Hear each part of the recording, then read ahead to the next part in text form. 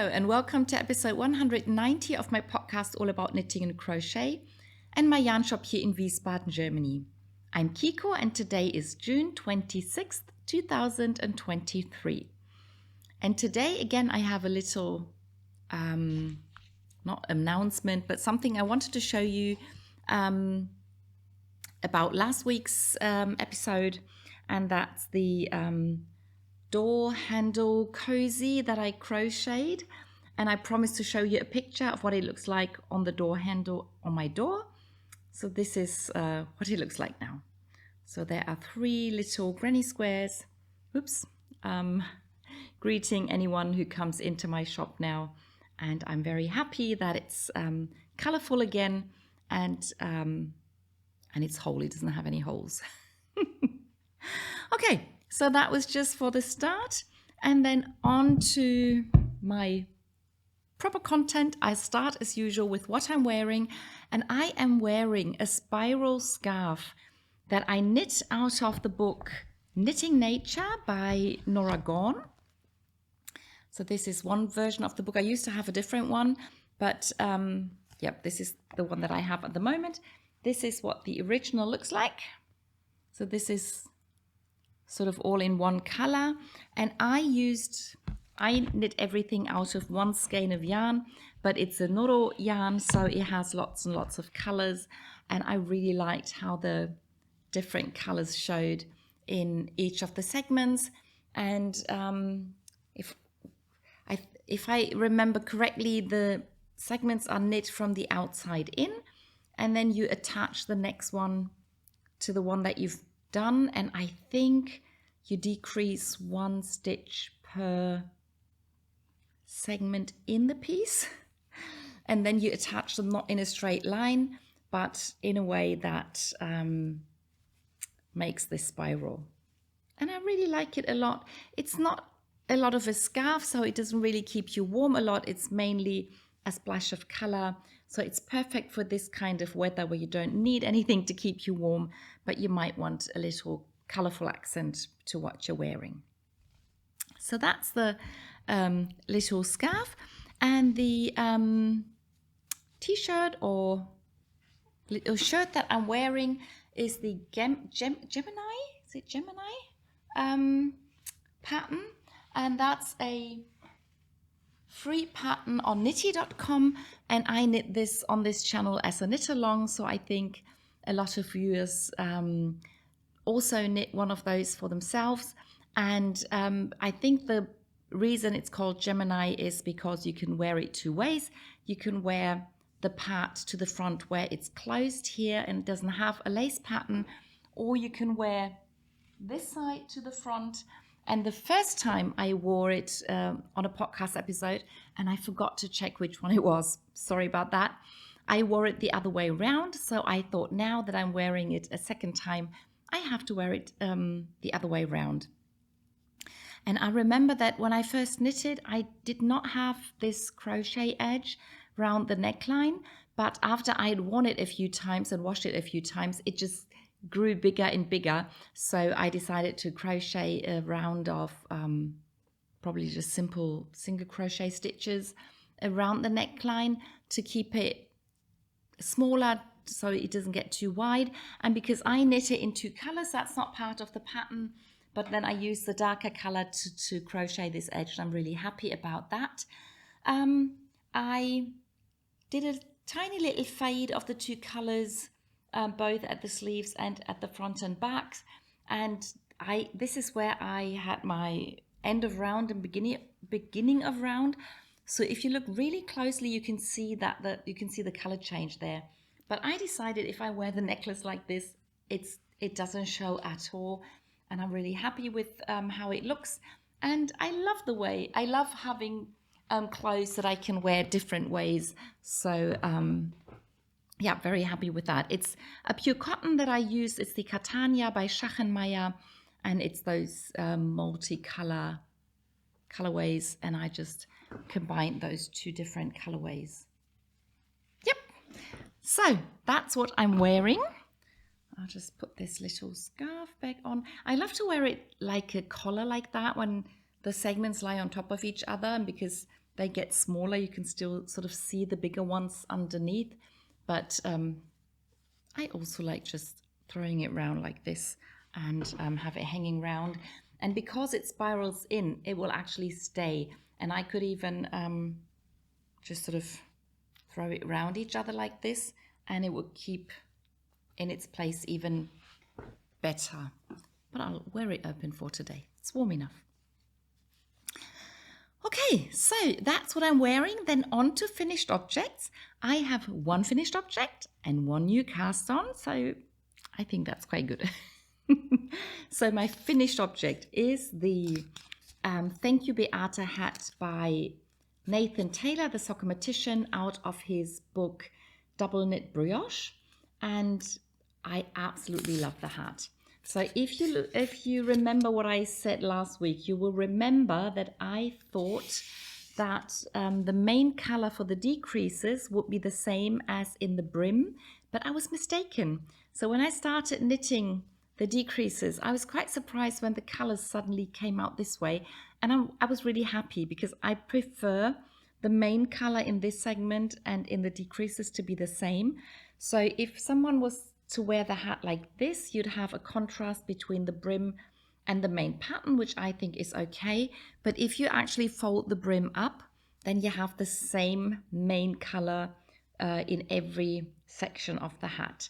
And I just love this. I think it's honeycomb brioche. I say that every week, but I keep forgetting to check it. But the most spectacular thing are the decreases that look like this on this side, and then they look like this on the other side. So it's absolutely the same, just the other color as the main color, and also the honeycomb brioche in the dark color with the main color just sort of peeping through. And I love it. And it's actually getting too warm. I have to even take off this tiny little scarf. So again, if I fold up the brim, I'll have the same main color in all three sections of the hat. That'd be very nice to wear as well if you wanted a bit of a darker hat for that moment. And then if you want the beautiful Hundertwasser colors, again, you can turn it around. And yeah, absolutely love the hat. I'm pretty sure I'm going to knit one for myself. Probably not the same yarn, no idea which color I'm going to use for myself. And then either I'll use more stitches or I'll use a different yarn that's a bit bigger. So that's my finished object for today. Then on to works in progress, and I will start with the socks as usual. And the pattern battle socks that I am knitting out of this Opal Abo yarn, subscription yarn. I finished the heel of the second sock. So it's a heel flap construction, and I've already picked up the stitches, and I think I've knit one round. So now I have to do the decreases. Can't remember what they're called at the moment, doesn't matter. But the pattern is going to continue on the top of the foot, and then I'll do the decreases, and once I've finished with those, there won't be too much left to do. So hopefully I can finish that sock fairly soon. Then the next sock are the Sock Madness socks, 3 times a cable, another orange sock, and I finished I think last week I had finished these decreases. Doesn't matter. And then I continued knitting the pattern, and when I tried the sock on, I realized I could have stopped a little earlier. So these are a bit bigger than usual now, but that's okay because they're also a bit wider than I usually wear my socks. And I start to the toe, and it's a very simple toe construction. I think it's one that I haven't knit before, I think. So it's just 4 decrease lines that go around the sock symmetrically. I used to think that I don't like the way this toe looks too much, so I've never knit it, I think. But now that, because it's part of the pattern, I want to follow the pattern. I can see what it looks like when you've actually done it, and I can see how it fits on my foot. And because it's simple, maybe I will do it again in some other socks. We'll see. But this is what the sock looks like now. So it's almost finished. And yeah, this should get done fairly quickly now. Then I can start the second sock. I'm going to reverse the colors for the second sock, so that should make it interesting. I'm now a lot more familiar with how this sock is made, so it should go a bit quicker. But I will still have to follow several charts, so it won't be a really quick knit anyway. Yeah, so that's the Sock Madness sock. And then the third sock on my needles are the Black Dragon, the colorful Black Dragon sock. That's what the project is called on my Ravelry page. I finished the first one. So I think last week I only had to do 10 more rounds. I did the toe in the same black and white yarn that I used for the heel and the ribbing. And that's finished. And I started the second one. So finished the ribbing, did a few rounds in the color. The color repeat is not offset a lot. It's just like this would be the same. So it's just a little bit different, but I like it. And I think it's different enough to not look like a mistake, but look intentional, and still using this row counter thingy, which I'm still happy with. Yeah, so can continue on these. And I've been thinking about which sock to start as soon as I finish one of these. Quite a lot already. So that's the socks. Then on to the other project. I continued knitting on the dishcloth, and I brought the book. I think last week I only mentioned it. So it's a pattern out of the Japanese Knitting Stitch Bible. A friend of mine gave that to me some years ago, and I really love the book a lot. I don't use it enough, but I picked this pattern for my dishcloth, and then I decided to do 2 repeats, so it got fairly big. And I had almost finished the dishcloth already, because after I'd done like 1.5 repeats of the pattern, I didn't have a lot of yarn left. So I thought, well, this should be enough to do the ribbing and now finish either the dishcloth or the little towel. And then I wanted to do at least 3 garter ridges. And then I did the 3, and I still had some yarn left. So I knit a few more, and then I knit a few more, and I decided I did want to use as much of the yarn as possible. And after I'd done 8 garter ridges, I realized it was enough yarn to do another half repeat of the pattern, which will eventually give me 2 whole repeats, which is quite nice, because I did 2 repeats widthwise, and then I can do 2 repeats lengthwise, and I think that's quite nice. So even though this looks like very little yarn, I know I can finish this pattern, and then I'll see. Maybe I won't get 3 garter ridges done, but I'll just do as much as I can. And the first time I did the garter stitch bit, I also knit in a few holes, so I'll have something to hang the dishcloth or towel on. But later I realized I can just use one of those holes to hang the thing, so I won't be adding those in the end. So I'll just have to knit a few rows of garter stitch to finish it off, and just make sure I have enough yarn to cast off. And yeah, I really hope this will be done next week. I'd hoped to finish it this week. I would have managed it if I hadn't undone those 16 rows. Yeah, so that's a dishcloth. And then I continued knitting on the little girl's dress that I am knitting. She's not such a little girl, to be honest. At 10 years old, she's almost as tall as I am. But fortunately, she's a lot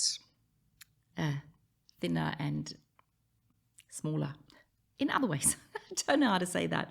But anyway, this is the Bilberry dress. I think it's also an Oregon, if I'm not mistaken.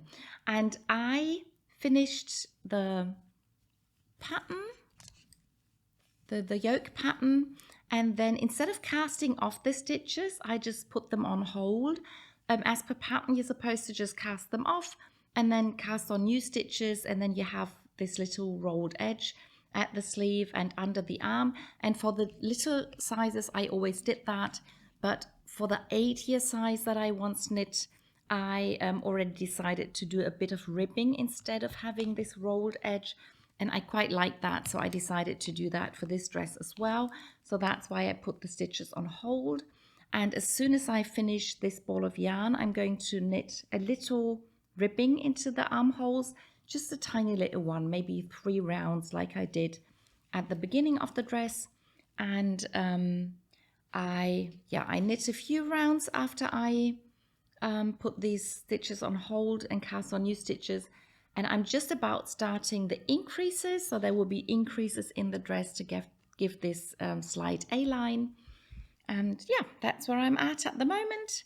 As soon as I figure out where I want the increases and I'll put the markers in, it'll be a rather, and finish the ribbing here, it'll be a rather mindless knit until I decide to add in another bit of pattern at the bottom of the dress. Yeah, so that's that. Then I'm already at the cashmere pullover. Hope I haven't forgotten anything. With the cashmere pullover, there's something new happening. Not so much in the pullover itself. I've continued knitting on the ribbing on the bottom of the pullover, and I've started the ribbing on one of the sleeves. And I made my sister try the pullover on. And you know that I've not been too happy with the size I chose up here. The yoke is just a little bit too big for me, which is why I did quite a few decreases after I split for the front and back and the sleeves. And that doesn't look bad, but I was a bit bothered with the way the yoke looks. And to be honest, it's also too big on my sister. But she doesn't mind. She says she's willing to accept that. The rest fits her perfectly. And now we've decided that she can have the pullover because she loves the pattern, but she's not too fond of knitting a 2-color pattern. Fair Isle knitting or whatever. She doesn't like doing that too much. She can do it and she's done it before, but she'd be really happy to get this pullover without having to do it. The way the yoke sort of, what do you call it? So it's not really lying flat, but it's sort of going like this. It might block out. So we don't know. I haven't washed it yet. But even if it doesn't, she says she's going to accept that, and she loves the material. It's pure cashmere. It's so soft and so warm and so wonderful. So she'll love having that. And I'll just knit it again in a smaller size, and then we have another partner look pullover, and so that'd be nice. But I did want to make her try it on before I finish the ribbing, because now I'm going to knit the ribbing the way she wants it.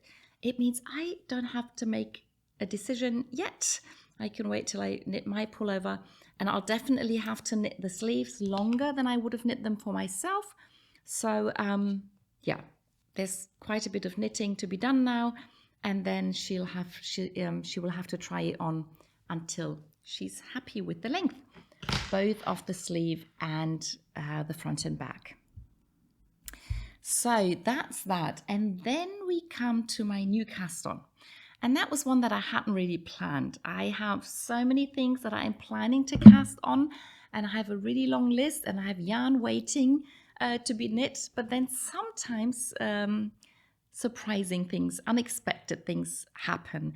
And one of those unexpected things was that a friend of mine at the last meeting of our knit group told us that she had found a place where she could order llama yarn a bit cheaper than usual. The drawback is that you have to take 500-gram packs of each color, but she said maybe we can get together and we can order yarn and we can split those packages up amongst us.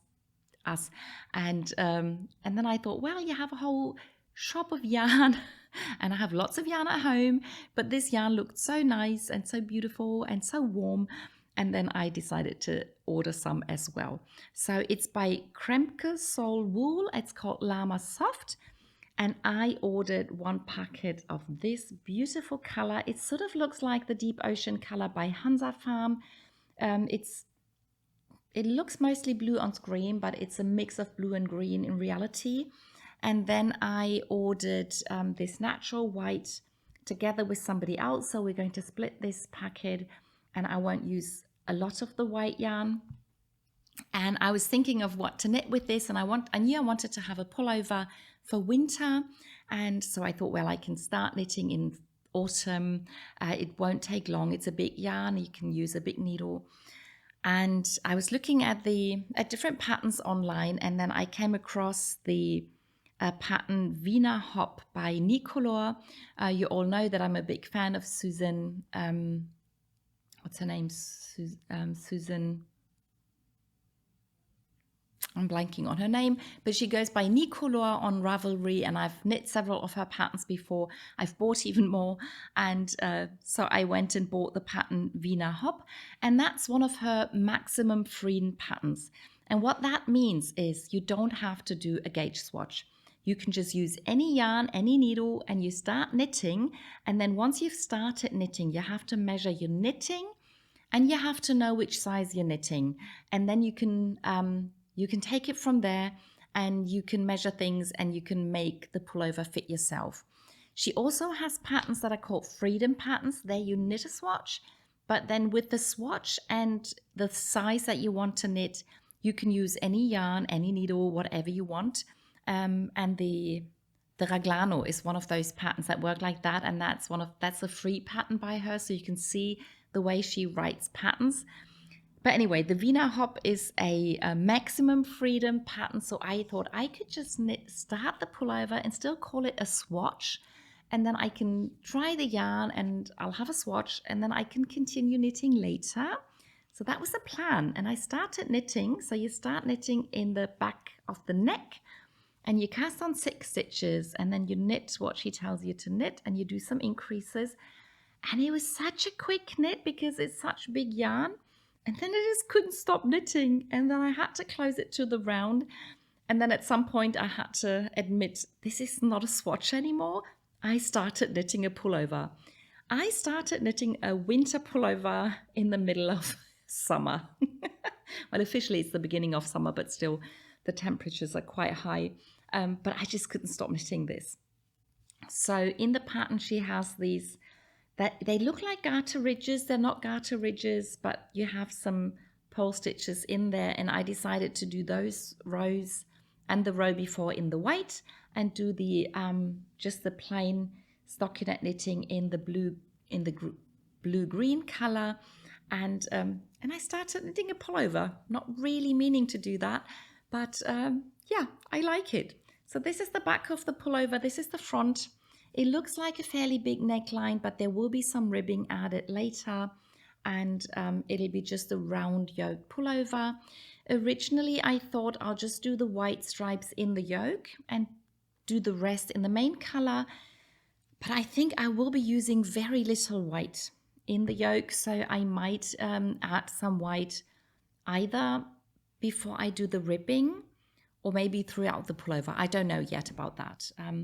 Yeah, but it's a new pullover on my needle, and I'm knitting a beautiful winter pullover in the middle of summer. So that's the new cast on. Then I should show you the big alpaca granny square, and after I talked so much about it last week, I hardly did any crochet on it in the last week. I undid the part where I put the beads in, and I crocheted. I think I finished crocheting that round that I was on and started the next, so there will be one more round in the normal pattern, and then I will start putting in the beads, but it's just the difference just doesn't show, so I decided to leave it at home, continue crocheting, and hopefully show it to you next week. Which means I am already at the crochet cardigan that we are doing as a crochet along. Maybe some of you are crocheting along and also crocheting hexagon cardigans. And last week I showed you that I had put the two pieces together, the two hexagons that you start crocheting first. And today I wanted to show you that, let's show you what I have. So it's not a big difference to what I showed you last week, but just back to the construction. So I started with the hexagon in the red color until the sleeve was wide enough. Then I cut the red yarn off. And this is what I have left over from the two balls of yarn that I used for the two hexagons. So this is 6-ply sock yarn, in German what we call 6-ply sock yarn, and it's 150 gram balls with 420 meter per ball. And this is all I have left for each of the balls, and I think one is 12 grams and one is 14 grams. And I am now going to use this yarn to make the sleeves a bit longer. So as much as I can crochet from each ball on each sleeve, I'll crochet in that color, and then I'll go back to the blue yarn. And with the blue yarn, I crocheted on 3 sides of the hexagons until it was wide enough. Then I crocheted a little more onto the back and crocheted the pieces together. Then I did the one row that I talked about last week, going down, going around the bottom and up. And then I went down, but instead of doing another row, I decided to then start crocheting just along the bottom. And then there was a knot in my yarn. That's why I stopped crocheting. And this is what I have left from the ball of yarn that I used to crochet the fronts, and now a few rows onto the bottom. This is about 25 grams. And this is what I have left from the other half from just crocheting the 3 sides. Just crocheting the 3 sides and crocheting the sleeve together. So I did the extra rows on the back, crocheting the back together, the extra rows on the front and on the bottom, all with this. And this is about 75 grams. So I used about half a ball of yarn to do these extra rows around the 3 sides. I will probably do the sleeves first. Crochet this onto the sleeves, then use either this or this yarn to finish the length of the sleeve, and then I'll start adding to the length of the cardigan. And I'm pretty sure I will use one more ball in this color to get to the length that I really want, and then finish up the front and probably once around the neckline. And that will mean that I will have used 5 balls of this 6-ply opal yarn. So that will be 5 balls, 2 in the red and 3 in the blue, and 5 times 150 grams will be 750 grams of yarn if I use the whole of the 5th ball of yarn. I don't know that yet, but this is what I am calculating with at the moment. And yeah, and I'll tell you more next week. So that was fairly quick today, I feel, but that's okay. That's all I knit and crocheted last week. I hope you enjoyed the video, and I'll see you in the next one. Bye!